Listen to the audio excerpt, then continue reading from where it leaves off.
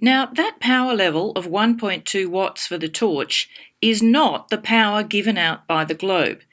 It's the electrical power, the input power delivered to the torch's circuitry. The output power, which is the optical power given out by the globe, would be much less than that. The efficiency of different lights can be a good research project, so let's just do a quick comparison.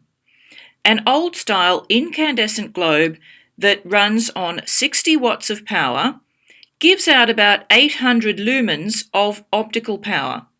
Now, lumens is a unit that also factors in how bright the light looks to our eyes, so it depends on what part of the visible spectrum the bulb is.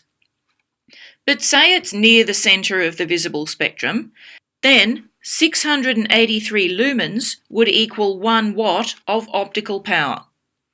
So the incandescent globe gives out about 1.2 watts. Consider that its input power is 60 watts. Its efficiency is 1.2 over 60 times 100 to give you about 2% efficiency. Now the lead, which is a light-emitting diode, uses 12 watts to give out the same optical power. That makes its efficiency more like 10%. Now there are two other expressions we can use for power. By combining the equation we now know, P equals VI, with Ohm's law. The one you see here is useful for a problem where you're not given the voltage, but only the resistance and current. So if we are not given the voltage, we substitute the expression for voltage, which is V equals IR, into the power equation. So P, which equals IV, equals I times IR, which is I squared R. This is the equation they often use for power loss in transmission lines, and so we're going to look at it again later when we look at transformers. For the moment, though, you can see from the form of the equation that the power lost in a resistor is proportional to the square of the current. This is important because varying how much current flows through a transmission line will have a huge impact on how much power is lost in the line.